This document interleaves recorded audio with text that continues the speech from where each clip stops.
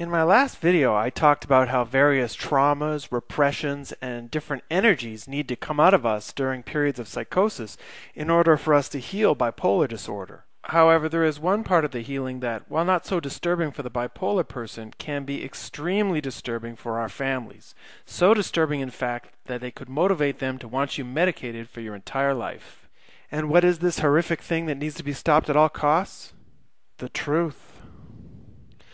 Family secrets. Everybody's got them. And they're not all so horrible. For example, when I found out when I was about 15 that every time my grandfather talked about his time in college, he was actually talking about the time he spent in jail for fraud. As it turned out, for years, college had been the family code word for prison.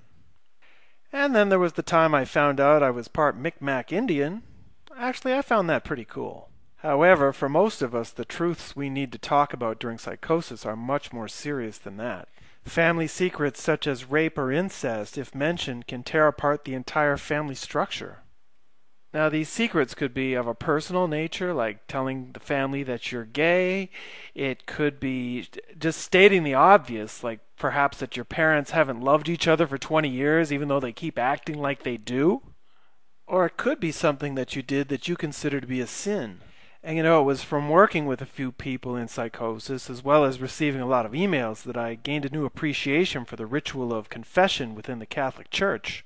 Because it became apparent to me that a lot of us, maybe all of us, are carrying around stuff that we want to get off our chest.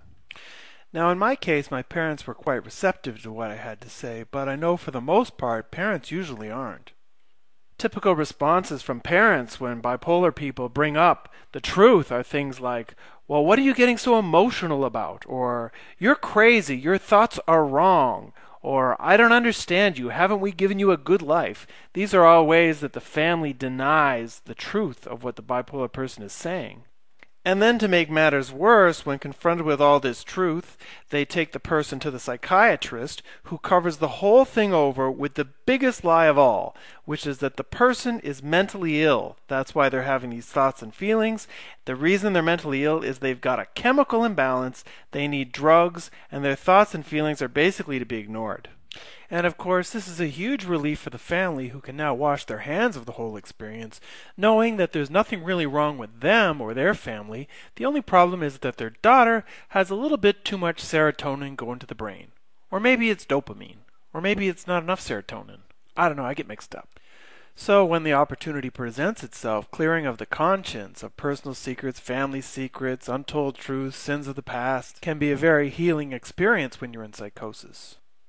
Now, there's one family secret that is, in a sense, universal to all families, and yet most people are completely unaware of it. And that secret is that on this planet today, it is highly unlikely that you're going to have two parents that love you unconditionally. What is far more likely, even in the best of families, even in the most healthy of families, is that you may have one parent that loves you unconditionally. You feel their presence of love anytime you're with them, and you feel that you can do no wrong with that one parent, but the other parent will never give you a break, never let you feel like you're completely worthy of their love. If you're doing well in high school, they'll push you, "Why aren't you getting a part-time job?" Once you graduate university, they'll be pushing you to get a full-time job. Then once you've got that, "When are you getting married? When are you having kids? When are you planning for your retirement?" It never ends. So why does your father or mother do that to you? Why do they hold back love? Well, they don't do it consciously. They do it because their father or mother, your grandparents, held back love from them. And the reason your grandparents held back love is because your great-grandparents held back even more love. In fact, the further you go back in time, generation to generation, what you'll see is an increasing level of general coldness and rigidity among the generations. And that's because the further back you go in your family history, the lower the level of consciousness you will encounter among the people there. And with a lower level of consciousness comes a lower capacity for compassion, not only with your own family, but with other people around you. And the two best examples of this lower level of consciousness is what was going on with women's rights 100 years ago. Basically, women weren't even treated as citizens. And then, of course, there's the racism. You really think Barack Obama would have beat Teddy Roosevelt? Somehow I think not.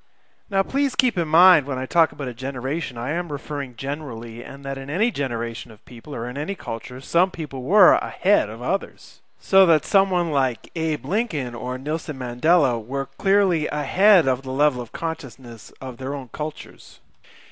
And what's the end result of receiving this coldness that has come down from our ancestors?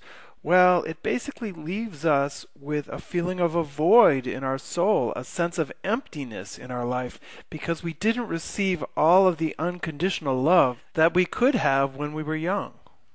Now, the good news is that there's a tremendous opportunity to heal this void in the soul when a person's in psychosis.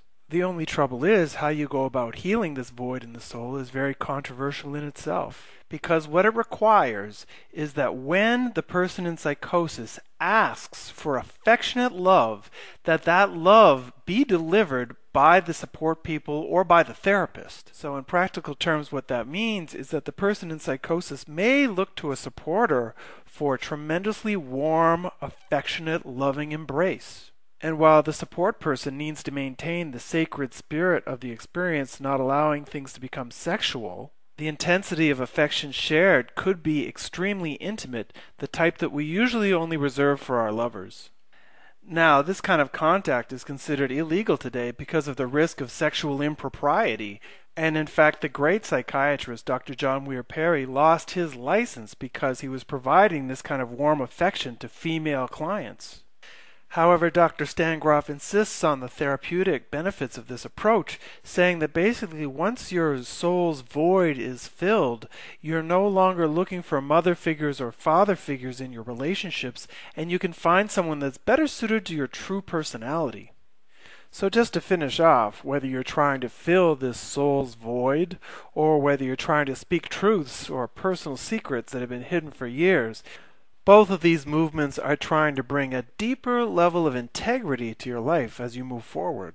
So while what you're doing or saying may shock people or rock the boat for a short period of time, down the road these movements are going to make for a better life for you, making you healthier and more alive.